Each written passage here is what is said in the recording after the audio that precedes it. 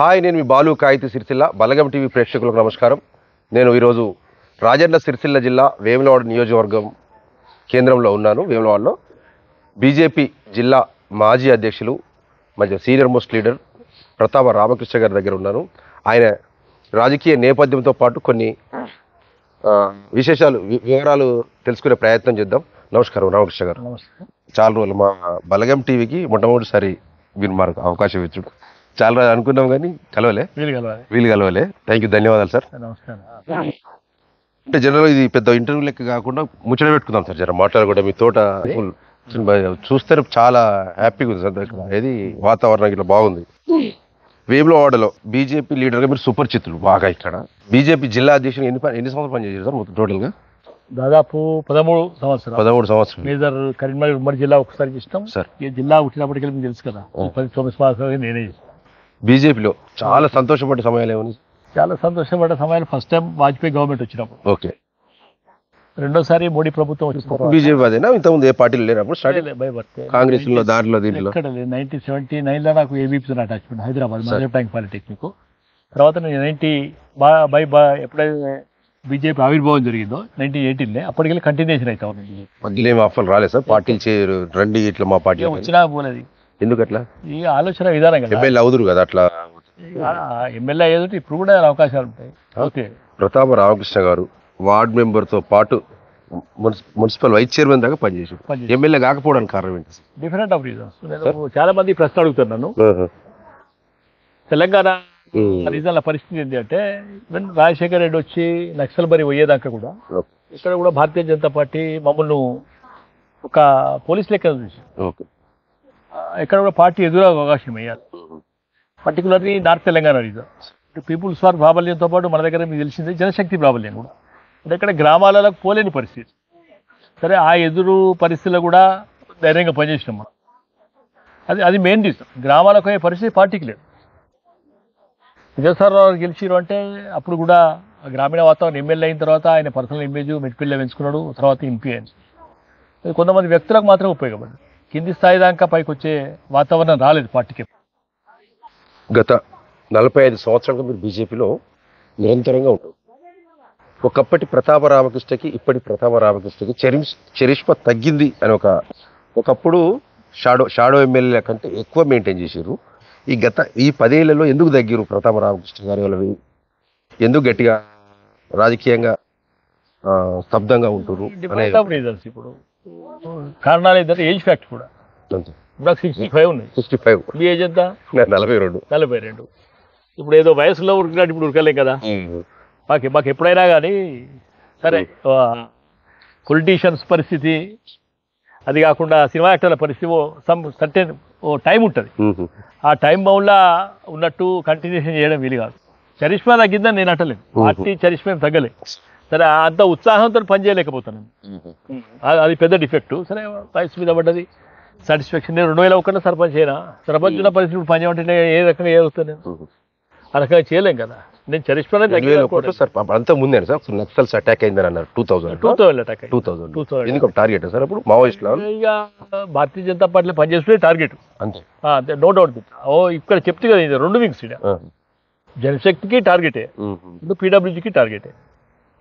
పునర్జన్మ అన్నట్టు మీకు పునర్జన్మ రాజేశ్వర స్వామి దయ అనుకుంటుంది. నేను దాదాపు 25 సంవత్సరాలు అప్పుడు ఏమంటే పార్టీ టార్గెట్ చేయడానికి కారణం ఓన్లీ బీజేపీ నాయకుడిగా, లేకపోతే వాళ్ళకి ఏమైనా వ్యతిరేక కార్యక్రమం? ఇక్కడ కూడా వ్యతిరేకమైన కామెంట్స్. నేను జనరల్ గా కూడా నా లైఫ్ మొత్తం మీద కూడా ఇక్కడ పంచాయతీ చేయలేదు. నేను ధైర్యంగా చెప్పుకుంటాను. ఈ సివిల్ మ్యాటర్స్ పంచాయతీలకు వాటికో వీటికో నేను ఎక్కడ పోలేదు. ఇక్కడ నువ్వు టాడే యాక్ట్ పెడితే పార్లమెంట్ లో నాకేం సంబంధం? అది నేను చెప్తే అద్వానీ వింటారా, వాజ్పేయి గారు వింటారా? టాడే యాక్ట్ పెట్టద్దంటే దాన్ని దృష్టిలో పెట్టుకుని వాళ్ళ స్టేట్మెంట్ అదే ఇచ్చారు. దానికి మాకు సంబంధం లేదు కదా. ఏం లేదు, వాళ్ళు రైట్ ఆర్గనైజేషన్, లెఫ్ట్ ఆర్గనైజేషన్, మీకు తెలియదు ఇంకా డిఫరెంట్. ఇంకోటి సార్, రాజన్న సిరిసిల్ల జిల్లాలో విద్యాసాగరరావు గారు ఆ రోజుల్లో కేంద్ర మంత్రి ఉన్నప్పుడు సిరిసిల్ల మున్సిపల్ చైర్మన్ కూడా మీదే. బీజేపీలో వేములవాడలో కూడా మీదే అప్పర్ హ్యాండ్. ఎందుకు క్రమక్రమంగా బీజేపీ శక్తి దగ్గుతూ ఎందుకు వస్తుంది? ఈ మధ్య కొంచెం పెరుగుతుంది అనుకోండి, అది వేరు. మళ్ళీ ఎందుకు దగ్గుతూ వచ్చింది? నేను చెప్పినా కదా మీకు ఇంతకుముందు ఒక వాడు మీదని కదా మీ వ్యక్తిగతంగా కదా బీజేపీ పార్టీ ఎందుకు వెనకబడిపోతుంది? పార్టీ ఎగ్గపోవడానికి కారణం ఇదే. ఇప్పుడు మీరు విద్యాసాగర్ పీరియడ్ తీసుకున్నట్టయితే నేను టార్గెట్ అయిన తర్వాత ఒక 15 సంవత్సరాలు 2 కిలోమీటర్లు దాటిపోలేని పరిస్థితి గ్రామాలకు ముందర కోలేకపోయినాం మనం. ఇది పెద్ద డిఫెక్ట్ మాకు. ఇంకొకటి సరే ఇప్పుడు సిరిసిల్ల చైర్మన్ గెలిచింది ఆ టీడీపీ హయాంలా కాంప్రమైజ్లో గెలిచిన మాట. ఇక్కడ గెలిచిందేమో మనం ఇండివిజువల్గా గెలిచినాం. అలవెన్స్లో అక్కడ ఇక్కడేమో ఇండివిజువల్గానే. నేను ధైర్యంగా చెప్తా ఉన్నా కదా నేను. సరే ఇక్కడి వరకు ఈ వేములవాడ టౌన్ వరకు నాకు ఇప్పటికి కూడా నేను మనం లీడర్గానే కొనసాగుతాం, దాంట్లో ఎక్కడ డౌట్ లేదు. సరే 2014లో కూడా రిజర్వేషన్ బీసీ లేడీ అయినా కానీ మన పరిసర చరిష్మా పనిచేసింది, పార్టీ పనిచేసింది. ఈ 2 పనిచేసిన తర్వాత కూడా బీసీ లేడీ. నేను ఆమె చైర్మన్ చేసిన వైస్ చైర్మన్ కూడా అక్కడ సిగ్గుపడలే మనం. అందుకోసం పార్టీ గ్రాఫ్ ఎక్కడ తగ్గిందని నేను అనుకుంటలేను. ఎప్పుడైనా అసలు నేను ఎమ్మెల్యే ఎందుకు కాలేకపోయినా ఫీల్ అయ్యారా సార్? ఇంత ఇంత క్యాడర్ ఉండి కానీ దీంట్లో ఎంటర్ అయిన కారణమే ఐడియాలజికల్గా పోయినా. నేను అప్పుడప్పుడు మా కార్యకర్తలకు చెప్తా, నేను పార్టీలో చేరిన నాడు పార్టీ షేప్ లేదు, కేవలం 2 పార్లమెంట్ సీట్లు. ఇప్పుడు మేము బీజేపీ తిరిగి పిచ్చో లెక్క చూసినా ఇప్పుడు మీకనైతే గాడ్ ఫాదర్ లెక్క 4 లీడర్లు ఉన్నాం. ఇప్పుడు మాకు ఎవరు లేరు. ఇది కాదు ఆర్గనైజేషన్ పరంగా. సరే ఒక్కొక్కసారి ఏమైందంటే ఎంత కష్టపడా ఫలితం దొరకదు మాత్రం ఇట్లా డిసప్పాయింట్ అయ్యే పరిస్థితి లేదు. ఇప్పుడు నా తక్కువ. ఇంకా ఇప్పుడు బండి సంజయ్ గారు మీకంటే సీనియరా జూనియర్? జూనియరే. నేను జిల్లా ప్రెసిడెంట్ చేసినాడు, టౌన్ ప్రెసిడెంట్ ఆయన కరీంనగర్. మీకంటే వెనక్కి వచ్చిన వ్యక్తి ఇప్పుడు ఒక కేంద్ర మంత్రి స్థాయిలో ఉన్నారు. ఇప్పుడు కుళ్ళుకున్నారా? నాకేం లేదు ఫీల్ అయినా నాకంటే రాజకీయాల్లో చెప్తా ఉన్నా కదా, కష్టం కంటే ఓసారి అదృష్టం. ఆయన ఫైటర్. దీన్ని చూడడం మనకు హెడ్ క్వార్టర్ కూడా ఏదవుతుందో చాలా పెద్దగా అది కలిసి వచ్చింది. Karimnagar head quarter. కార్పొరేటర్ అయిన తర్వాత కూడా ఆయన వెనుక దిగి చూడలేదు. కార్పొరేటర్ అయిన తర్వాత కూడా ఈవెన్ పార్లమెంట్ కాంటెస్ట్ చేసినాడు. వైఎస్ రాజశేఖర్ పీరియడ్ కూడా అనిల్ డబ్బులు తీసుకొచ్చి పంచిన తర్వాత పట్టించిన తర్వాత చాలా పెద్ద ఫేమ్ అయింది ఆయన. ఎందుకంటే రాజశేఖర్ రెడ్డి ఎంత పవర్ఫుల్ మనకు తెలుసు. ఆయనను ఫేస్ చేసిన ఫీలింగ్ ప్రజలలో వచ్చింది, యూత్లో వచ్చింది. అది కలిసి వచ్చిన నేను చెప్తా ఉన్నా. ఇప్పుడు ఆయనకు కలిసి వచ్చిన అదృష్టంతో పాటు ఫైటింగ్ ఉంది దీంట్లో, నో డౌట్. ఇంకోటి ప్రతాప్ రామకృష్ణ గారు, ఉమ్మడి కరీంనగర్ జిల్లాలో 2-3 గ్రూపులు అంటారు. సుగ్నాకర్ రావు అని ఒకటి, ఇంకోటి. మీరు ఏ గ్రూప్ లో ఉన్నారు? జనరల్గా పార్టీ గ్రూప్, భారత మాత గ్రూపులో. విద్యాసాగర్ గ్రూప్, ఆ గ్రూప్, ఈ గ్రూప్ దీంట్లో నో డౌట్. నాకు ఈ రోజు వరకు కూడా ధైర్యంగా చెప్తున్నాను, నాకు God father Vidyasagar Rao sir. Okay. ఆయన క్యారెక్టర్ చూస్తేనే పార్టీలో చేయను. నేను 78లో చిన్న పిల్లవాడిని, నాకు 18 years కూడా లేవు. నేను పార్లమెంట్ కాంటెస్ట్ చేసిన అప్పుడు తిరిగింది నేను. ఓకే. అప్పటికెళ్ళి ఈ రోజు వరకు కూడా ఆయన గవర్నర్ అయ్యేదాకా కూడా ఆయన విడిచిపెట్టలేను. ఇప్పుడు కూడా ఎక్కడ కలిసినా సార్ శిష్యుడే అని చెప్పుకుంటా, దాంట్లో ఎక్కడ మొహమాటం లేదు నాకు. ఆయన గ్రూప్తో సంబంధం లేదు మాకు. పార్టీ ఎట్లా చెప్తే ఆయన అట్లా చేసిండు ఆయన. ఇప్పుడు ఆయన పోయిన తర్వాత సంజయ్ వచ్చిండు. సంజయ్ కోసం కూడా తిరిగినాం మనం 2 పార్లమెంట్ ఎన్నికలలో. ఇలా సంజయ్ లీడర్గా భావిస్తాం. విజయ్తో సమస్య లేదు రాజకీయాలలో. మాకంటే చిన్నోళ్ళు అధ్యక్షులైనా, పెద్దోళ్ళైనా, మంత్రులైనా, చిన్నోళ్ళైనా మన పార్టీ ఐడియాలజీ అంతే. ఇప్పుడు వేములో కూడా ఎమ్మెల్యే సార్ కూడా వికాసరావు గారికి సీనియర్గా మీరే అడగవచ్చు కదా. అప్పుడు నేను దీంట్లో మళ్ళొకసారి మీకు క్లారిఫికేషన్ ఇస్తాను. టికెట్ వద్దని చెప్పారు. అంటే ఇప్పుడు మీరు ఒకటి అడుగుతాను, మీరు కూడా ఫీల్ అయ్యారా అని. అంటే ఇప్పుడు రాజకీయాలలో పోటీ అనడం మాత్రం బాగా ఫీల్ అవుతున్నాం. ఎందుకంటే డబ్బుతో ఓకే. ఇవాళ మీరు మీడియా రాయడానికి కూడా డబ్బే కావాలి. ప్రతాప్ రామకృష్ణ గారి దగ్గర డబ్బులు లేవు. నాకు ఉన్నది నేను చెప్తున్నా కదా, నాది తెలిసిన పుస్తకం అండి. నాకు బుద్ధి తెలిసిన తర్వాత 45 ఎకరాలు అమ్మిన. ఆ డాటా మొత్తం ఇస్తాను. ఎందుకు మీకు కొంతమంది ఏమంటారు వేములవాడలో అంటే మిగిలింది చాలా మందిని ప్రతాప్ రామకృష్ణ బెదిరిస్తాడు, లేకపోతే ఏదన్నా వెంచర్ చేయాలన్నా కూడా ఆయనకి ఎందుకంటే పార్ట్నర్షిప్ ఖచ్చితంగా ఇవ్వాలి, లేకపోతే ఏ వ్యాపారం షేర్స్ ఇవ్వాలని ఒక అపోహ ఉంది మీ మీద. ఎందుకు ఇటువంటి ప్రాపగాండ ఎందుకు బయట? మీరు వేరే వాళ్ళని అడిగే ప్రశ్నలు నన్ను అడుగుతాను. అట్లా కూడా ఎందుకట నేను చెప్తాను కదా. నేను ఇప్పుడు దీంట్లో ఒకటే క్లారిటీ చెప్తా. నాది 1981లో నేను సార్ పాలిటిక్స్ లో లోకల్ బాడీ ఎన్నికల పనిచేసిన తర్వాత మరోసారి గెలుస్తాం మీరు చెప్పండి. రెండోసారి అంటే కష్టం ఉంటుంది. సాధ్యమవుతుందా? నేను చెప్తాను కదా, ధైర్యం చెప్తాను. నేను 81లో గెలిచిన, 87లో సింగరేణి ప్రెసిడెంట్ గెలిచిన, 91లో సింగరేణి ప్రెసిడెంట్ గెలిచిన, 95లో ఎంపీటీసీ గెలిచిన, 2014లో సింగల్ లైన్ మీద బీజేపీ గెలిపించినాం.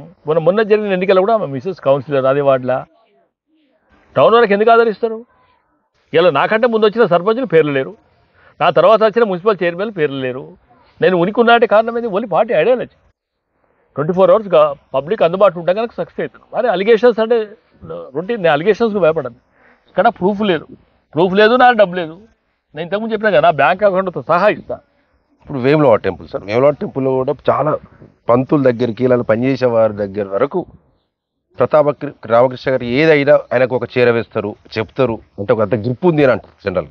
ఇప్పుడు ఈ ఆలయ విస్తరణ మీద కూడా కొన్ని ఇప్పుడు చాలా నడుస్తుంది, బంధువులు నడుస్తున్నాయి. దీని మీద అసలు నేను మీరు ఒక వాట చూడండి, ప్రతి తెలియజేస్తారు ఆ మధ్య నిధులు విడుదల కూడా. నా వాదన ఏంటంటే దేవాదాయ శాఖ రక్షణ శాఖ కాదు. పాకిస్తాన్ యుద్ధం అవుతుందంటే అవి దాచేసేయాలి, కొన్ని విషయాలు తెలుసుకోమంటే. ఇది పబ్లిక్ సెక్టర్, తెలియజేసేందుకు ఫీల్ కావాలి వాళ్ళు. డిఫెన్స్ కాదు కదా ఇది. ఇంకొకటి, నాకు టెంపుల్తో అటాచ్మెంట్. నేను దాదాపు 20 సంవత్సరాలు నేను టెంపుల్ కొన్ని రోజులు ఉండదు. నేను సాధారణంగా రెగ్యులర్గా మీరు ఒక రోడ్లో పోతున్నాను అనుకోండి, ఇక్కడ ఏమున్నది మీకు తెలుస్తుంది. నేను మళ్ళీ సర్పంచ్ కాకముందు కూడా ఆ ఎన్ఎంఆర్సీ రెగ్యులరైజ్ చేయించిన, 67 మంది ఒకసారి రెగ్యులర్ చేయించిన. ఇలా వాళ్ళందరూ మంచి పోస్టులు ఉన్నారు, పనిచేసిన ఆయన కృతజ్ఞత బాగుంటుంది.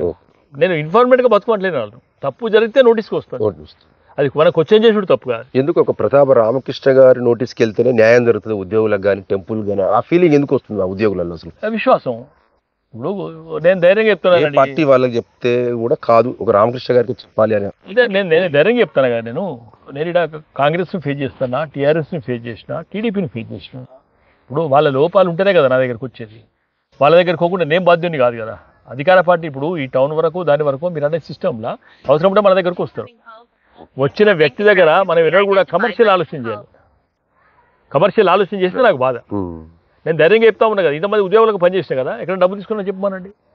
అటువంటి ఆరోపణలు అయితే ఇప్పుడు రాలేదు. అది తాగదు కదా. వ్యాపారంలో అయితే ఒక వెలుగుతారు అనే లెక్కలైతే నాకేంటి, నేను ఈ సిస్టంలో నేను ధైర్యంగా ఉండగా నిక్కచ్చుకున్నాను. నాకు బ్రాంచ్ షాప్లో వాటా ఇస్తాను కూడా తీసుకోవాలి, రియల్ ఎస్టేట్ వాటా ఇస్తాను కూడా తీసుకోవాలి. నేను దీంట్లో తీసుకోవాలి, నాకు అవసరం లేదు.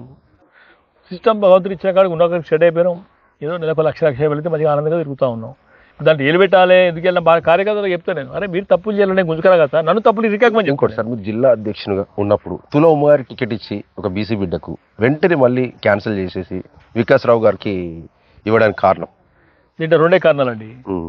ఇప్పుడు ఆమె జనశక్తిలో పనిచేసినప్పుడు, పీపుల్స్ వార్లో పనిచేసినప్పుడు 2-3 కార్యకర్తలు ఆమె చేతులు ఉంటారు. అది నేను చెప్పేది కాదు, చరిత్ర చెప్తా ఉంటాను. నేను ఐడియాలజికల్ డిఫరెంట్ ఉన్నప్పుడు ఆమెకు సీట్ ఇస్తాను అనేది నా వాదన. ఇప్పుడు మరి పోనీ అంటే ఆమెకు సీట్ ఇచ్చినా మమ్మల్ని కన్విన్స్ చేసి చేయాలి కదా. ఇది చెప్పకుండా దాన్ని ప్రొటెస్ట్ చేసినాం. ఒకవేళ సీట్ ఆమెకే కంటిన్యూషన్ ఉంటే కూడా మేము పార్టీకి వ్యతిరేకంగా ఇష్టం కాదు, ఆమెకే ఎద్దు కావచ్చు. ఇప్పుడు ఇంటర్నల్ డెమోక్రసీలో అడిగినాం, మార్చిర్రు, వికాసరావు గారికి చేసినాం, దాంట్లో తప్పే లేదు కదా. ఇంటర్నల్ బీజేపీ చరిత్రలో ఒకటే రోజున టికెట్ మార్చిన చరిత్ర లేదు ఎప్పుడు. పార్టీ అంత సీరియస్. ఢిల్లీ హైకమాండ్ కూడా సీరియస్ గా తీసుకున్నది. ప్రూఫ్స్ కావాలంటే కూడా అప్పుడు ప్రూఫ్స్ కూడా ఇచ్చింది. సరిపోయిన ఏంది, ఆమె సెల్ఫ్ ఇంటర్వ్యూస్ ఇచ్చింది కొన్ని. నేను జనశక్తిలో పనిచేసిన ఇట్లా చేసిన అట్లా చేసిన అవన్నీ క్లిప్పింగ్స్ పంపిన, దాని దాపరికలు లేదు, అది ఓపెన్. అది పంపిన తర్వాతనే నేషనల్ పార్టీ రియాక్ట్ అయింది. మీ పార్టీకి నష్టం జరిగింది అనుకోలేదా? ఇట్లా పార్టీ ఒక బీసీ మహిళది ఒకటేసారి తీసివేసి వికాసరావు గారికి. నా కమ్యూనిటీ కూడా ఈ స్టేట్లో చాలా మంది కార్యకర్తలు కులపరంగా మీరు అనే సిస్టమ్ దాదాపు ఈ 10 సంవత్సరాల కల్లా ఎక్స్పోజ్ అయింది పార్టీలో. అంతకుముందు లేదు, కమ్యూనిటీ గురించి అడిగేటోళ్ళు లేడు మమ్మల్ని. ఇంకోటి, బీజేపీ అసలు మతతత్వ పార్టీయా, అన్ని కులాలను కలుపుకుపోయే పార్టీ అన్నమాట? మళ్ళీ మొదటికి వచ్చారు మీరు. మేము మాట్లాడే ప్రతిదీ నేషనాలిటీగా మాట్లాడితే మతతత్వం అనుకుంటే నేనేం చేయలేదు. ఇప్పుడు సాధారణంగా మా కార్యకర్తలు చెప్తాయి, ఇప్పుడు మందాయటోడు అలవాటు ఉంది అనుకోండి, మందాయటంతో దోస్తాను చేస్తాడు, జూదం జూదంతో చూస్తాడు. నాకు జాతీయతావాదం మీద విశ్వాసం ఎక్కువ, నేషనాలిటీ మీద కావాలి. ఇప్పుడు ఇప్పుడు మీరు అన్నదానికి చెప్తా ఉన్నాను, ఇలా దొరికే జిహాదు హైదరాబాద్ సెంటర్ అయినప్పుడు దొరికేటోళ్ళంతా మైనారిటీసే, ముస్లిమ్సే. నేను వాళ్ళందరూ కూడా తప్పు పడతలేం కదా. ఇప్పుడు వాళ్ళకి అనుకూలంగా మాట్లాడితే జాతీయతావాదకు, దేశం కోసం, భారతమాత కోసం మాట్లాడితే మతతత్వం ఎట్లయితుంది? ఇప్పుడు సుప్రీంకోర్టు రూల్ ఇచ్చింది, హిందూ ధర్మం మతం కాదు, ధర్మం కింద ట్రీట్ చేస్తూ ఉన్నాం. మాకు ప్రేమ ఎక్కువ, విగ్రహారాధన మీద, మతం మీద, దేశం మీద ప్రేమ ఎక్కువ. దాన్ని మతతత్వం మేము ఏం చేయాలి? ఇంకోటి రామకృష్ణ గారు, పహల్గామ్లో 25 మందిని తీవ్రవాదులు ఊచకోత చంపినాక పాకిస్తాన్ మీద మోడీ గారు, మన దేశం యుద్ధం ప్రారంభమైన ప్రజలు బాగా హర్షించి చాలా సపోర్ట్ వెళ్ళింది. ఒకటేసారి అమెరికా ట్వీట్ చేయడం, తెల్లవారే మనం కాల్పుల విరమణ చేస్తున్నట్టు ప్రకటించడం, నష్టం జరిగినట్టు ఏమైనా భావిస్తున్నారు మీరు? భావిస్తున్నాను. ఎందుకు? ఎవరు పక్క దేశపోడు అమెరికా ఓడు ఆదేశిస్తే మనం పనిచేస్తున్నామని జనంలోకి అమెరికా ఆదేశిస్తారు. ఇప్పుడు మీరు అనే సిస్టంలో నా స్థాయి అది కాదు, అయినా కానీ ఒక ఐజర్ సిటిజన్గా నేను దాన్ని తప్పు పట్టను. నేను మీకు చిన్న లాజిక్ చెప్తాను. నేను ఇంతకుముందు టెర్రరిస్ట్ దానిలో మిగతా కాడ 40 మంది 50 మంది సైనికులు చనిపోయారు. సైనికులు చనిపోతే వచ్చింది తాకుడు మాట్లాడారు. ఒక్క నిమిషం, ఇంజనీరింగ్ స్థాయి. అంటే మీకు ఇంతకుముందు సైనిక చర్యల పాకిస్తాన్ జిహాద్ కింద 40 మంది సైనికులు చనిపోయారు. అప్పుడు యుద్ధం ప్రకటించింది మోడీ. అంటే డిఫరెంట్ ఆలోచన విధానం. వాళ్ళు యుద్ధం కోసమే ఉన్నారు, కాశ్మీర్లో పబ్లిక్ కోసమే పనిచేస్తున్నారు. వాళ్ళంతా సీరియస్గా తీసుకోవాలి. కానీ నేను మా కార్యకర్తలకు చెప్తాను, అదే ఒక ఆర్డినరీ సిటిజన్స్ ఇలా మేము 370 ఆర్టికల్ తీసేసిన తర్వాత స్వేచ్ఛగా పోమని చెప్పిన తర్వాత ఆడ అటాక్ అయితే అది చిరించుకోలేకపోయింది. అందుకే యుద్ధం ప్రకటించాడు. అంతకుముందు ఇటువంటి అయినాయి 26 మంది కంటే 40 మంది చనిపోయినారు, 52 మంది అటాక్లు చనిపోయినారు. వాటి అప్పుడు కారణం ఏంటంటే వాళ్ళ డ్యూటీ అది. కానీ ఒక సివిలియన్కు, ఒక సామాన్య భారత పౌరునికి, ఒక స్త్రీలకు జరిగిన తర్వాతనే అటాక్ చేస్తారు. ఇప్పుడు మేము దాన్ని ఇప్పుడు ఆ మేధాశక్తి సరిపోదు అక్కడ దాని గురించి ఆలోచించేటప్పుడు. ప్రజలు ఆనందంగానే ఉన్నారు. ఇప్పుడు ప్రతిదీ విఫలీకరించి చెప్పాలంటే రాహుల్ గాంధీ అడిగితే ఆడ ఏం జరిగింది చెప్పాలని పునః ప్రభాకర్ అడిగితే రక్షణ విషయాలు చాలా చాటుకు మాటకు నేర్చుకు జరిగే ఉంటాయి. ఎట్లా చెప్తాము? ఎలా F-14, 16 విమానాలు తీసుకున్నారంటే ఎందుకు ఏ రేటుకి తీసుకున్నారు, ఏడ తీసుకున్నారు, ఏడ వాడుతున్నారు అంటే రక్షణ శాఖ విషయాలు పార్లమెంట్లో ప్రస్తావించి చెప్పండి. సాధ్యమైన చెప్పలేదు మీరు. దేశ భద్రత బయటికి రాదా? సరే, ఈ దేశ రాజకీయాలు పక్కన పెడితే స్టేట్కి వద్దాం సార్. ఎవరు రాష్ట్ర అధ్యక్షులు ఎవరైతే సార్ ఏమైనా ఐడియా ఉందా మీరు? రాష్ట్ర అధ్యక్షుడు భారతీయ జనతా పార్టీ నాయకుడు అవుతారు, భారతీయ కార్యకర్తనే అవుతారు. ఎవరైనా మాకు అభ్యంతరం ఎవరైతున్నారు మీకు ఉంటుంది కదా ఇంటర్నల్. మాకేం ఆలోచన లేదండి అది. ఇప్పుడు భారతీయ జనతా పార్టీ చాలా గొప్పది. అధ్యక్షులు ఎవరైనా పనిచేసే కార్యకర్తలు ఇట్లే ఉంటుంది. ఎందుకు లేట్ చేసుకుంటారు అసలు జనరల్ గా? అసలు వాళ్ళ సామర్థ్యమైన నాయకులు లేడా, లేకపోతే ఇంకా నాయకులు సామర్థ్యం ఉన్న బాగా పెరిగిర్రు. అందుకని ఎవరిని పెట్టాలి. ముందు ఒక గ్రామం పోయినట్టు ఒక కార్యకర్త ఉంటే ఇడు మావాడని చెప్పుకుందాం, అక్కడ అబ్బాయి మనోడు ఉన్నారు అని చెప్పుకుందాం. ఇప్పుడు 100 మంది అయినారు. ఇప్పుడు పార్టీ లీడర్షిప్ పెరిగింది, టఫ్ ఫైట్ ఉంది. పార్టీ ఆలోచన విధానం ఏంటంటే కాంగ్రెస్ వాళ్ళు మిగతా పార్టీ విమర్శిస్తారు కదా జనరల్ గా. బీజేపీ వాళ్ళకి పార్టీ అధ్యక్షుడు, రాష్ట్ర పార్టీ అధ్యక్షుడు పెట్టుకునే శక్తి లేదు ఇంకా అనే లెక్కలు మాట్లాడుకుంటున్నారు కదా. మొన్న మీరు పార్లమెంట్ చూసింది కదా, ఎస్పీ లీడర్ అఖిలేష్ అడిగితే జవాబు ఏం చెప్పాడు మనిషి? आपका परिवार का है, 5 आदमी है अध्यक्ष चुनने के लिए, हमारा पार्टी 13 crores ఓ హే ఇసేలే లేట్ ఓరే అని చెప్పాడు. మేము కూడా అదే చెప్తాను. కార్యకర్తలు అభిప్రాయాలు తీసుకుంటారా, ఏం చేస్తారో అనేది అది మా లెవెల్ ఉన్నది కాదు కదా. మళ్ళీ ఇంకోటి కూడా, ఈ పార్టీలో అధ్యక్షులు ఎవరికి ఇచ్చినా ఎవరు బయటకు పోయేటోళ్ళు ఎవరు లేవు, ఎవరికి కిందనే పనిచేస్తారు. ఇంకోటి రామకృష్ణ గారు, ఇప్పుడు వేవ్లో టెంపుల్ ఎట్లా సార్ బంధువులు నడుస్తున్నాయి, అసలు ఏం సమస్య ఏంది అసలు? అంటే 2 డిమాండ్స్ ఉన్నాయి. జూన్ 15 బంద్ చేస్తామని సాక్షాత్తు కమిషనరు, మున్సిపల్ సెక్రటరీ గారు వీళ్ళందరూ చెప్పారు. టెంపుల్ ఈవో విప్పు గారు కూడా ఉన్నారు. నిన్న మళ్ళా ఆయనతో మీటింగ్ పెట్టించి ఏం చెప్పిండు, ఇంకా వాయిదా వేస్తున్నాం అని చెప్పిండు. ఇంతకుముందు క్లిప్పింగ్ చూసుకుంటూ వచ్చింది, శ్రీనివాస్ గారు పంపారు. మేము ప్రతిసారి ఏమైనా మాట్లాడితే అభివృద్ధికి అడ్డం పడుతున్నాం అని మాట్లాడుతున్నాం. అభివృద్ధికి మేము ఎందుకు అడ్డం పడుతున్నాం? మేము అడ్డం పడడం లేదు. ఇలా 10 సంవత్సరాల కింద టీఆర్ఎస్ని తిడితే మీరు ఇంతకుముందు 50 years రూల్ చేసింది ఎవరు ఈ దేశాన్ని, రాష్ట్రాన్ని? కాంగ్రెస్ పార్టీ. వాళ్ళ ఆలోచన విధానం ఏంటంటే డిక్టేటర్షిప్, నియంత్రిత పోకరలతో మేము చేస్తాం మీరు వినాలి అంటే మేము భజన చేసుకుంటా చేస్తాం. మీటింగ్ ఒకటి కూడా పెట్టలేదు, అసలు పెట్టలేదు. అంటే కలుపుకునే ఆది శ్రీనివాస్ గారు అందరిని కలుపుకునే వెళ్తుండని ఒక బయట నడుస్తుంది కదా. నేను ఆయనే వ్యక్తిగతంగా నేను ఇవ్వాలని కూడా నేను వ్యక్తిగతంగా వ్యక్తులు మాట్లాడా. నాకు ఉన్న ఫ్రెండ్లలో ఆయన ఒక మంచి మిత్రుడే, ఇంకెక్కడ డౌట్ లేదు. డిస్కషన్ చేసుకుంటాం కావచ్చు. కానీ ఇష్యూ దేవాలయం బంద్ చేస్తున్నాం అనేటరకు ఆ రియాక్షన్ బాగుంటుంది. పూజలు నడుస్తాయి, కేవలం దర్శనాలు మాత్రం భీమన్న గుళ్ళో బంద్ చేస్తలేమని చెప్తున్నారు. ఒక వర్క్ నడిచేటప్పుడు దర్శనాలు టెంపరరీ నిలిపివేస్తున్నాం అని మళ్ళీ మీరు కూడా ఆయన ట్రాప్లో పడ్డారు. వాళ్ళు ప్రెస్ మీట్ విషయం చెప్తున్నాను. నేను ప్రెస్ మీట్ నేనేమంటున్నా అంటే భగవంతుడు ఉన్నది కేవలం అర్చకుల కోసమేనా, పూజల కోసమేనా? ఎందుకున్నాడు? భక్తులకైతే దర్శనం ఇవ్వాల్సిందే కదా. ఒకటి నేను మొన్న మీడియా వాళ్ళు అడిగితే చెప్పి నేను ఇలా తిరుమల దేవస్థానం ఉన్నది, అక్కడ ఉన్నది ఎవరు? వెంకటేశ్వరుడు. ఆడ మొక్కిడిచి పెట్టి ఎదురుగట వెంకటేశ్వర స్వామి మొక్కుపట్రా.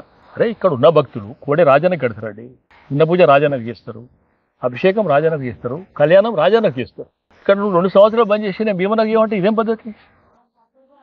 నీకు సన్మానం చేస్తుంటే నీ అసిస్టెంట్కి సన్మానం చేయమన్నట్టున్నది. ఇప్పుడు మా మనోభావాలు మీరు అర్థం చేసుకుంటలేదు. మీరు ఆల్టర్నేటివ్ తప్ప ఆలోచన. మేము ఇక్కడ చేసే పూజలు అక్కడ చేయమను. మీరు 2 సంవత్సరాలు కంటిన్యూషన్ అయిన తర్వాత దాని సామర్థ్యం, శక్తి దగ్గర మీరు చెప్పు. భక్తులు బంద్ చేసిన తర్వాత ఇవాళ ఆగమ శాస్త్రం గురించి మాట్లాడుతూ ఉన్నారు, శృంగేరి పీఠాల గురించి మాట్లాడుతూ ఉన్నారు. నేనేమంటున్నా, వాస్తు కరెక్ట్ లేకుంటే ఈ దేవాలయం ఆ స్థాయికి అవునా? 100 కోట్ల స్థాయికి మేము ఊహించలే, ఆ స్థాయి దాకా పోతాను. రెండోది, హిందూ ఐడల్స్, హిందూ దేవతా విగ్రహాలు లోపలే ఉన్నాయో ఈవెన్ అవి కూడా కోటిలింగాలు. మొన్న మీరు చెప్పండి, నేను ఏంటంటే వాస్తవం కూడా మీరు మొత్తం భారతదేశం తిరిగినా చరిత్ర దొరకదు, దేవాలయం దొరకదు. ఎన్ని సంవత్సరాల చరిత్ర వస్తుంది రాజన్నకి? 1000 సంవత్సరాల చరిత్ర. 1000 సంవత్సరాలు. 9th సెంచరీ 11th సెంచరీ అని చెప్తా ఉంది. మీరు లోపలికి పోయిన తర్వాత సామాన్య ప్రజలకు వాళ్ళకి తెలిసేది కేవలం రాజన్న కోడెముక్కు లింగం మాత్రమే. జస్ట్ నేను లోపలికి అయిన తర్వాత మీకు మొన్న మీడియా వాళ్ళు అడిగితే చెప్తే వాళ్ళు ఇవన్నీ మాకు తెలియని చెప్తా ఉన్నాను. లోపలికి పోగానే డైరెక్ట్ లెఫ్ట్ తిరిగితే సూర్యుడి విగ్రహం ఉంటుంది, పక్కకి గండాదీపం, ముందర పోతే కోటిలింగాల ఫేసు, కోటిలింగాలు మధ్యలో విఠలేశ్వర స్వామి, తర్వాత మళ్ళీ కోటిలింగాలు, తర్వాత మళ్ళీ పోతే యాదగిరి లక్ష్మీ నరసింహస్వామి, అది దాటిన తర్వాత నాగిరెడ్డి మండపంలో పోతే సోమేశ్వరుడు, ఉమామహేశ్వరుడు, బాలా త్రిపుర సుందరీదేవి, ఈ పక్కకు పోతే దక్షిణామూర్తి, మళ్ళీ ముందరకు వస్తే బాలరాజేశ్వరుడు, అక్కడనే కాలభైరవుడు, ఈ పక్కకి వస్తే మళ్ళీ చంద్రుడు, మళ్ళీ దేవాలయంలోకి వెళ్ళి బయటకు వచ్చిన తర్వాత రాముడు, కృష్ణుడు, వెంకటేశ్వరుడు, అనంత పద్మన స్వామి. ఇన్ని దేవాలయ సముదాయం. అది ఈ చరిత్ర నేను చెప్పింది కాదు, వాళ్ళే చెప్తా ఉన్నారు. కోటిలింగాల చరిత్ర ఆ దేవస్థానాన్ని ఇచ్చిన బుక్లో పెట్టి ఇవన్నీ డిస్టర్బ్ అవుతున్నాయి సార్ ఇప్పుడు? ఇవన్నీ డిస్టర్బ్ చేస్తున్నారు. ఈ స్వామివారి చెప్తే ఆగి నేను చెప్తా ఉన్నారు, కోటిలింగాలు డిస్టర్బ్ అవుతాయి అంటాను. ఎవరో ఇప్పుడు ఇది ఆలయ విస్తరణ లేకపోతే ఏమైనా మార్పులు చేర్పులు టెంపుల్ గర్భగుడికి ఏమన్నా ముట్టుకునే అవకాశం ఉంది? గర్భగుడి ముట్ట అని చెప్తున్నారు. మేమేమంటే కోటిలింగాలు కూడా ముట్టకని చెప్తా ఉన్నాం. ఎవరో ప్రతి చాలా పవిత్రంగా చేసిన వాళ్ళండి. అది సరే, వీళ్ళు పీఠాధిపతులు ఈ సనాతన ధర్మం ప్రకారం అన్ని చూపించినాకనే చేస్తున్నారు అని చెప్పి అంటున్నారు జనరల్. మీరు అన్నదానికి నేను జవాబు చెప్తాను. నేను వీళ్ళు జూన్ 15 బంద్ అని చెప్పినండి. విషయాలు కదా పేపర్లో వచ్చినట్టుంది. వీళ్ళు ఇచ్చింది అనౌన్స్ చేసింది ఇక్కడ మైక్లా, ఇక్కడ వేసేసారు ఇక్కడ. Okay okay. ఇప్పుడు అప్పటికి వీళ్ళు శృంగేరి పీఠాధిపతి దగ్గరకు పోలే, ఎట్లా అనౌన్స్ చేసిరండి? ఇది అయిన తర్వాత 15 రోజులు పీఠం దగ్గరకు పోయారు, మరి పీఠాధిపతి దగ్గరకు. వీళ్ళకంటే ముందు నేను కలిసి వచ్చిన, ఇవన్నీ డిస్టర్బ్ కాదు స్వామీజీ అని చెప్తే గర్భదేవం ముట్టం అవన్నీ అన్నాడు. నేను స్వామీజీ వారిని నేను వీళ్ళని కూడా అడుగుతా ఉన్నాను. నేను ఇవి డిస్టర్బ్ చేసి బయటికి తరలిద్దాం పూజ చేసి అన్నప్పుడు దర్గా గురించి ఎందుకు మాట్లాడతలేరు వీళ్ళు? ఇప్పుడు మళ్ళీ మీద మాట్లాడితే మళ్ళీ మొత్తం అంటే దర్గా తీసేయాలంటారు వాళ్ళకి. ఎవరు? పునర్వ్యవస్థీకరణ భాగంలో విస్తరణలో భాగంగా నువ్వు హిందూ దేవతలు ముట్టినప్పుడు నువ్వు అది ఎందుకు ముట్టవు? మొత్తాన్ని ముడుతుంది కదా. దాని గురించి 5 నిమిషాలు కూడా చర్చ లేదు ఇక్కడ. ఇదేం సెక్యులర్గా ఇవి డిస్టర్బ్ చేస్తే అది కూడా డిస్టర్బ్ అవుతుంది కదా. అక్కడ నువ్వు ఇచ్చేసే బయట ఇచ్చేసేయి, 1/2 గుంట ప్లేస్ ఉంటే 4 గుంటలు ఇచ్చేసేయి. ఇదే దాని గురించి అక్కడ చర్చ లేదండి. ఇప్పుడు ఇంతకుముందు కూడా నేను వీడియో క్లిప్పింగ్ చూసుకుంటూ వచ్చిన, మళ్ళీ అదే చెప్తాడు ఆయన. మేము అడిగిదానికి జవాబు లేదు. దేవాలయం పూసేయద్దు అనేది మా డిమాండ్ భక్తులకు. నువ్వు పూజలు వాపినా మేము పోయి చేస్తాం. సాధ్యమైతే కన్స్ట్రక్షన్ నడుస్తుండగా దర్శనాలు ఈ 1000 మంది వస్తారు, సాధ్యమవుతుంది?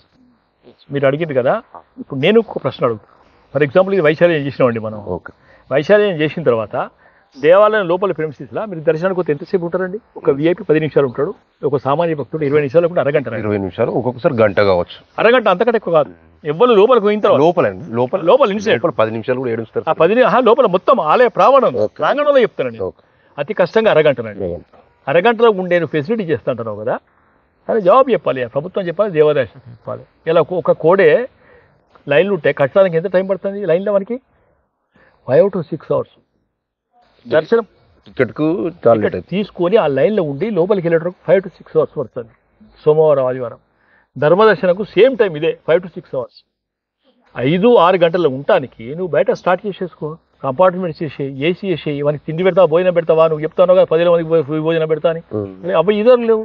నువ్వు కేవలం వైశాల్యం చేసి నేను దాన్ని ఫ్రీగా చేస్తా అంటే నీ దాంట్లో ఉండే యాత్రికుల సమయం ఎంత, బయట ఉండే సమయం ఎంత, కాలిక్యులేషన్ లేకుండా నేను చెప్పింది తినాలంటే ఎట్లా?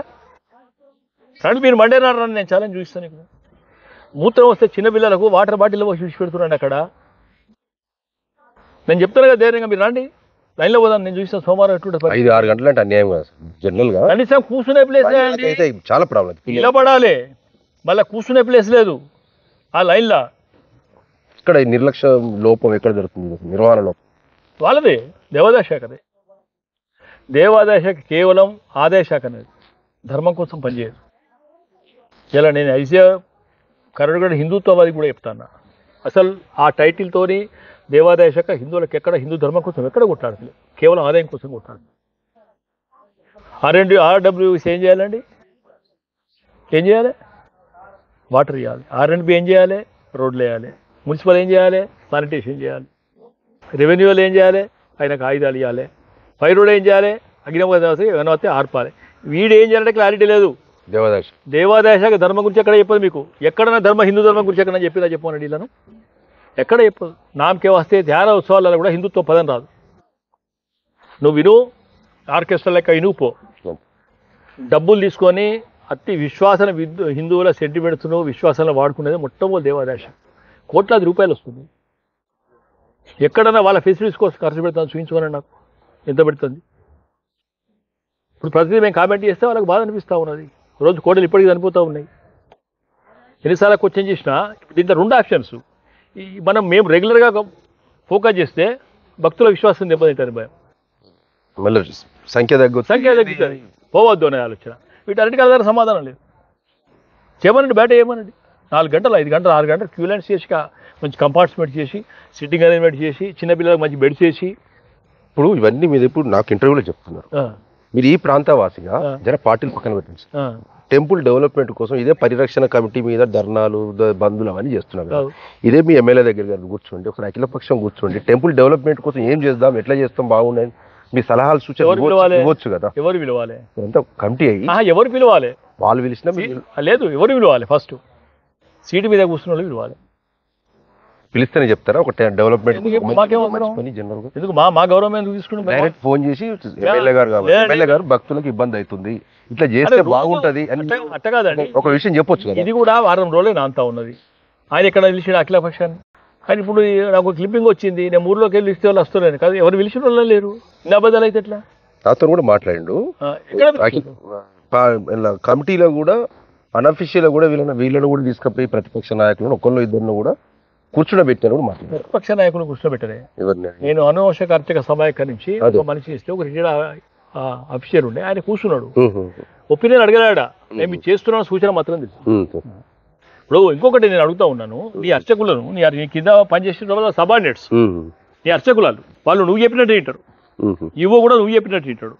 నువ్వు మీలాంటల్లో మాలాంటల్లో అడిగితే చెప్తారు కదా, ఎవరిని అడగకుంటే ఏం చేస్తాం మనం? ఈజీగా అండి, సాక్షాత్ వాళ్ళ ముఖ్యమంత్రి చెప్పిండు పైసలు ఏం లేవని.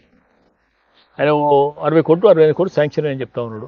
అవి ఏ అకౌంట్? 47 కోట్లు కలెక్టర్ గారి అకౌంట్లో పడ్డాయి.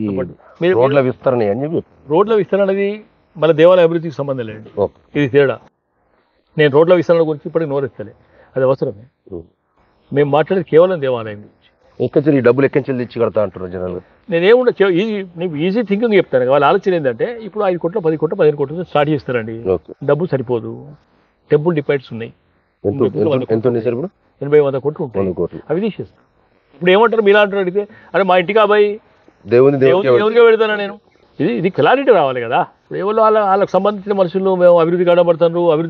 ఎక్కడ అభివృద్ధి? నువ్వు చేసింది ఏంటి, మేము పడ్డది ఏంటి? నీ వర్కే షురు కాలే అనుకుంటారు కదా జనరల్. సార్ నాలాంటి వాడు కూడా ఇప్పుడు అరే 100-150 కోట్లు పెట్టే ఇప్పుడు యాదగిరి గుట్ట అయింది, వేములవాడ చేస్తుంటే బంధువులు ఏందని ఎవరైనా అనుకుంటుంది. యాదగిరి గుట్ట డెవలప్మెంట్ అనగానే ఏడాదో 2 నెలలు ఖచ్చితంగా ఇబ్బంది జరుగుతాయి ప్రజలకు. ఈ బంధువులు ఏంది అడుగుండేది ఎవరైనా అనుకుంటారు. వాళ్ళు కూడా కాంగ్రెస్ కూడా ప్రజలకు అదే తీసుకెళ్తున్నారు కదా. బీజేపీ బీఆర్ఎస్ ఒకటైపోతుంది, ఇందులో అభివృద్ధి అడ్డుకుంటుంది. బీజేపీ బీఆర్ఎస్ ఒకటే కాదు, మేము ఇంతకుముందు చెప్పిన 2 డిమాండ్స్, వాటి కోసం క్లారిటీ చెప్పకుండా నువ్వు ఇంతకుముందు యాదగిరిగుట్ట చెప్పి యాదగిరిగుట్ట దేవాలయం లెక్క ఉందండి అది. దాని వాటి విజిటింగ్ సెంటర్ ఆధ్యాత్మిక కేంద్రాలు, ప్రాచీన తత్వం, ఆ ప్రాచీన ఆలయాలు, ప్రాచీన లింగాలు, ఆ ఐడల్స్ అట్లే ఉండాలి. అట్లుంటేనే వాటి గౌరవం పెరుగుతుంది. దాన్ని పక్క పెట్టేసి దీన్ని స్టార్ హోటల్ లెక్క ఇస్తా ప్లాన్ చూసిరా టెంపుల్ ఏమైనా చూపించారు ఇప్పటివరకు విస్తరణకు సంబంధించి? ఏది లేదు, విస్తరణ లేదు, ప్లాన్ లేదు, అసలు వాళ్ళ దగ్గరనే క్లారిటీ లేదు ఇప్పటివరకు. ఇప్పుడు ఆయన వాళ్ళ వాస్తుకు సంబంధించిన నిపుణుడు ఉన్నాడు కదా ఎండోమెంట్. నేను అడిగినా నీకు వాస్తులా ఇది వాస్తుకు లేదంటే మరి దేవాలయం సెంటర్ టౌన్లో దర్గా ఉండొచ్చా? యాగమ శాస్త్రం ఉంది. ఎట్లుంది సార్? ఎందుకంటే ఎన్ని సంవత్సరాల నుంచి ఉంది అది? అది నైజాం పెట్టింది, అది మధ్యలో వచ్చింది లేదు. ఇప్పుడు ఇన్ని రోజులు చర్చకు రాలేదు, ఇప్పుడు విస్తరణ చర్చకు వస్తుంది సీరియస్. నైజాంలో ఎందుకు హిందూ దేవాలయాలు పెట్టవలసిన అవసరం వచ్చింది వాళ్ళకి? ఏ చరిత్ర మళ్ళీ మీరు ఎక్కడికో పోతాం, వాళ్ళ ఆధిపత్యం కోసం అంతే. పెద్ద జోక్ ఏంటంటే ఉన్న లోకల్ ముస్లిమ్స్ పేరు ఏరిపోయి మన వాళ్ళ కొబ్బరికాయ కొడుతుంటే పైసలు ఇస్తున్నాను. మనం తప్పు పడుతున్నాం, అవేర్నెస్ మన దగ్గర రావాలి. కానీ నువ్వు ఎందుకు పోతాను క్వశ్చన్ చేసే పరిస్థితిలో మీరు ఎంత అనుకుంటారు? వాళ్ళ ఆదాయం 10 కుటుంబాలు 12 కుటుంబాలు ₹1 కోటి ఇస్తున్నాయి ఇయర్లీ. సరే వాళ్ళ ఆదాయం మనం వద్దట్లేము, ఎట్లా రాసి పెట్టినట్టు. కానీ ఇష్యూ వచ్చినప్పుడు అయితే చర్చ జరగాలి కదా ఏమవుతుంది అనేది. Anyway thank you sir. మొత్తానికైతే చాలా విషయాలు బలగం టీవీతో పంచుకున్నారు. కానీ ఈ టెంపుల్ డెవలప్మెంట్ కోసం కూడా కొంచెం మీరు ఎట్లా చేస్తే బాగుంటుందో మీరు గవర్నమెంట్ సలహాలు సూచనలు ఇవ్వాల్సిన అవసరం ఉంటుంది. మేము పిలిస్తే సూచనలు ఇస్తామండి. ఇప్పుడు ఒక ఆర్కిటెక్ట్ నేను చెప్తా ఉన్నాను, అవసరం నేను అంటే మీకు ఫ్యాక్ట్ చెప్తున్నాను. నేను ఒక ఆర్కిటెక్ట్ దగ్గరకు పోతే ₹1 కోటి ఎస్టిమేషన్ చేస్తే మనకి ఎంత ఇస్తున్నాడు ఇల్లు అంటే సలహాలు మేమిస్తే పేరు నీకు రావన్నా, నువ్వు మమ్మల్ని పిలిచి కూర్చోబెట్టు. ఈ బాధ్యత అయితే అని కూర్చోబెట్టిన తర్వాత మేము సలహాలు ఇస్తాం. మేము సాటుకు సలహాలు ఇస్తే ఏమని నేను వేసినా అంటే ఇప్పుడు మేమేం చేసినా అంతో ఇంతో వాళ్ళు ఏం చేసినా నిజాయితీగా లేము, అంత పొలిటికల్ మైలేజ్ కోసమే ఇస్తాం. నేను చేయని ఆయన చేయని ఇంకెవరైనా చేయని. రామకృష్ణ అన్న ఒక రాజకీయ దురదృష్టవంతుడే అనుకోవాలి. సరే నేను మీరు అన్నారు దానికోసం ఇప్పుడు బాధపడలేదు. ఏ విషయంలోనా నాకు సాటిస్ఫాక్షన్ ఎమ్మెల్యే స్థాయిలో ఇప్పటికీ ఒక టర్మ్ అన్న చేసేది ఉండే. నాకు మీరు అన్నదానికి నేను చెప్తాను, ఇంకా నేను ఫుల్ టైం అని కాదు. ఎందుకన్నా ఇప్పుడు సామాన్యంగా సంఘలో కానీ ఏపీలో కానీ ఫుల్ టైం చేసి లక్షల మంది ఉన్నారు. ఏం ఆశించకుండా మేమన్నైతే ఫోటో రావాలని కోరుకుంటాం మీ పేపర్లో, వాళ్ళు అది కూడా కోరుకోరు. వాళ్ళని ఆలస్యంగా తీసుకుంటాను నేను. మరి నేను నాకు ఇంకోటి రామకృష్ణ నేను అడగాలి మరి సిరిసిల్ల బీజేపీ మీద మీకు కోపమా ఏమన్నా? నాకెందుకు మళ్ళీ ఎందుకు అసలు జిల్లా అధ్యక్షుడు మాదికి అసలు రామా సిరిసిల్లది ఎందుకు రాను నేను తక్కువ వస్తారు ఎందుకంటే వాళ్ళకి స్వేచ్ఛ ఇచ్చిరా? నేను నా ఇప్పటికి కూడా నా వాదన అదేనండి. క్రమశిక్షణ తప్పుతారు కదా మొత్తానికి జిల్లా అధ్యక్షుడు రాకపోతే మా వాళ్ళు ఎవరు నేనేమో క్రమశిక్షణ తప్పుతాను. నేనేమంటున్నా వాళ్ళు కాదు వీళ్ళు కాదు, నేను మండల పార్టీ ప్రెసిడెంట్ కూడా ఏది రైట్ ఇచ్చిన హక్కు ఇచ్చిన మీరు పని చేసుకోండి అని. ఫర్ ఎగ్జాంపుల్ మీరు మీడియా ఉందండి, నేను వస్తా అయితే ఎవరు వస్తుంది? మీదే వస్తుంది, నాదే వస్తుంది. నేను రాకుండా ఎవరిది వస్తుంది? అక్కడ వాళ్ళు వస్తాయి. నేను ప్రతి మీటింగ్లు చెప్పిన నేను రాక చేతగా కాదు, లేకుంటే ఇడి దాకా డీజిల్ పైసలు లెక్క కాదు, నాయకత్వం పెంచుకునే ప్రయత్నం చేయండి, మీరు మీకు స్వేచ్ఛ ఇస్తున్నా అని చెప్పిన. నేను దాన్ని వాడుకున్న వాళ్ళు సక్సెస్ అవుతారు, దుర్యోజనరు ఫెయిల్ అవుతారు. దానికి నేను జవాబుదారీ కాదు కదా. మరి ఏదైనా మీకు వస్తుంది కదా, బీజేపీ మైనస్ అయితే జిల్లా అధ్యక్షుడికి వస్తుంది కదా. ఎవరు వస్తుంది? నాకెందుకు వస్తుంది? నేను వాళ్ళ మీద ఇస్తా. నేను స్వేచ్ఛ ఇచ్చే కదా, నేను కాలు చేతులు కట్టాలి పదవులు ఇచ్చి, వాళ్ళకి ఫ్రీడమ్ ఇచ్చిన. ఇంతకు ముందేమో కాంగ్రెస్ లో అతి ప్రజాస్వామ్యం ఉండాలి, బీజేపీలో కూడా కొంచెం ప్రజాస్వామ్యం వస్తున్నట్టు కానీ ఇప్పుడు రీసెంట్ గా సిరిసిల్ల టౌన్ లో ఒక పట్టణాధ్యక్షుడిని నియమిస్తే పార్టీ ఇది తప్పు, ఇది ఎట్లా కానీ ప్రెస్ మీట్ పెడుతున్నారు. ఇంటర్నల్ డెమోక్రసీ ఉండాలి కదా. ఇంటర్నల్ డెమోక్రసీ అది ఓపెన్ అవుతుంది కదా. దీంట్లో తేడా మీరు చెప్తానంటే మీడియాకు రావాల్సిన అవసరం లేదు. మీడియాకు రాకుండా స్థానికంగానే ఎంపీ గారు ఉన్నారు, సీనియర్ ఉన్నారు, హైదరాబాద్లో పార్టీ ఆఫీస్ ఉంది, పోయి చెప్పుకోవాల్సిన బాధ్యతలకు ఉంది కాదంటే. మీడియాకు రాకపోతే న్యాయం జరుగుతుంది. బీజేపీలో కూడా కొన్ని ఎప్పుడు పోవాలి. ఇప్పుడు అట్లా కదండి, నేను విషయం మీదనే పోలీస్ స్టేషన్కి పోయిన కంప్లైంట్ ఇచ్చిన, కంప్లైంట్ ఇవ్వకుండా న్యాయం ఎట్లా జరుగుతుంది? నా అంత లేదనుకుంటే. హైదరాబాద్ స్టేట్ పార్టీ రామకృష్ణ గారు అంటే బీజేపీ పార్టీలో మొన్న రీసెంట్గా జిల్లా అధ్యక్షుని విషయంలో కూడా అంటే ఇది అఫ్ ది రికార్డ్ మధుకర్ గారు మేడిపల్లి మండలం ఏది జగిత్యాల జిల్లా ఫైనల్ అయ్యి లాస్ట్ ప్రకటించేదాకా మీకు తెలియదండి. తెలియదు. ఒక జిల్లా అధ్యక్షునిగా ఈ జిల్లాకు ఒక ముఖ్య లీడర్గా ఈ జిల్లా అధ్యక్షుడు ఎవరైతున్నారో మీరు తెలియకపోతే ఎక్కడి ప్రజాస్వామ్యం ఉంది బీజేపీలో? అంటే మీరు కేవలం ఇక్కడి పాలసీ తీసుకుంటారు, ఇది మొత్తం స్టేట్ వైడ్ పాలసీ లేదు సెంట్రల్ వైడ్ పాలసీ. అంటే ఎవరు బలమైన నాయకులు ఇక్కడ ఎవరైతే పార్టీ డెవలప్ అయిందని ఏమి అసలు మీ సీనియర్ల సలహాలు సూచనలు కూడా తీసుకునే పరిస్థితి బీజేపీలో లేదా? సీనియర్ల సూచనలు అంటే వినడానికి చెప్తాను నేను. ఇక్కడ మాకు ఇన్ఛార్జ్ ఇక్కడ మిగతా వాళ్ళ టీము ఏదైతున్నదో వాళ్ళు ఎంక్వైరీ చేసుకుంటున్నారని చెప్తున్నారు. మమ్మల్ని క్వశ్చన్ చేసే ఈ రకంగా జరుగుతున్నారు. మేము ఏం చేస్తాము, ఒక డిసిప్లిన్ వర్కర్గా మీ ఇష్టం అని చెప్తాము. నేను ఇంతకుముందు ఒక వాడి చెప్పినా మీకు, ఈ పార్టీ అధ్యక్షులు ఎవరైనా పనిచేస్తారు, అధ్యక్షులు ఎవరు కాకుండా పనిచేస్తారు. పార్టీ ఇచ్చిపెట్టే ఎవరు 2 రోజులు డిసప్పాయింట్మెంట్ ఉంటుంది కావచ్చు, నేషన్ కోసం పనిచేస్తున్న ఫీలింగ్ ఉండదు, ఐడియాలజీ కోసం పనిచేస్తున్న ఫీలింగ్ ఉంది కనుక పార్టీ బతుకుతుంది. మరి అధ్యక్షులు మారగానే గ్రూపులు మారుడు, అధ్యక్షులు మారగానే పార్టీ రాజీనామా చేసుడు, ఇది బీజేపీ నడవదు. అందుకే కదా ఇన్ని రోజులు బలంగా నిలదొక్కున్నది పార్టీ. ఇంకొకటి రామకృష్ణ గారు, బీజేపీకి లోకల్ ఎలక్షన్లు వచ్చే వరకు ఎవరు ఓటు, కేవలం ఎంపీ ఎలక్షన్ అనే వరకు సంబంధం లేకుండా వేలకు ఎట్లా ఓట్లు అంత మెజారిటీ బూత్ ఏజెంట్లు లేకుండా ఓట్లు పడుతుంది. సిరిసిల్ల కానీ వేములవాడ కానీ. ఇప్పుడు కూడా చెప్తున్నా పార్లమెంటు మేము వద్దన మాకు ఓటు. ఎందుకంటే కారణం ఏంటి? కారణం ఏంటంటే మోడీ ఓన్లీ మోడీ విశ్వాసం పెరిగింది. సెంట్రల్ గవర్నమెంట్ బీజేపీ ఉన్న సామాన్య కార్యకర్త పట్టిగా ఒక చిన్న వీధి వ్యాపారి, ఒక సామాన్య కర్షకుడు, కార్మికుడు కూడా భారతదేశంలో మోడీ ఉండాలంటూ దీంట్లో మా ప్రమేయం లేకుండానే ఎక్స్పోజ్ అవుతున్నాం. అది లోకల్ మీరు అనేదానికి స్థానిక ఎన్నికలు వచ్చిన వరకు ఏంటంటే ఎక్కడ కూడా రాష్ట్ర ప్రభుత్వం 20 రోజులకు అధికారం లేవు, లోకల్ లీడర్షిప్ లేదు మాకు. ఫర్ ఎగ్జాంపుల్ 100 గ్రామాలు అండి మన జిల్లాలో, 100 గ్రామాలలో 50 గ్రామాలలో కూడా సర్పంచ్ కాంటెస్ట్ చేసిన స్ట్రాంగ్ క్యాండిడేట్ లేరు. దీన్ని మేము బాధపడడం లేదు. కారణం ఏంటంటే నేను పవర్లో లేము. ఆడ ఉన్న కార్యకర్తను నాయకుడు 20 సంవత్సరాలకి వెళ్ళి పనిచేస్తూ ఉన్నాడు, అన్ని రకాలు నష్టపోయాడు, ఆర్థికంగా లేడు. పోటీలో పెడతాం కావచ్చు, స్ట్రాంగ్ కాంటెస్ట్ లేదు. ఇప్పుడు కాంగ్రెస్ కంటే లేదు కదా, 40-50 సంవత్సరాలు రూల్ చేసి వాళ్ళు. టీడీపీ దాదాపు 10 సంవత్సరాలు రూల్ చేసింది, టీఆర్ఎస్ 10 సంవత్సరాలు రూల్ చేసింది.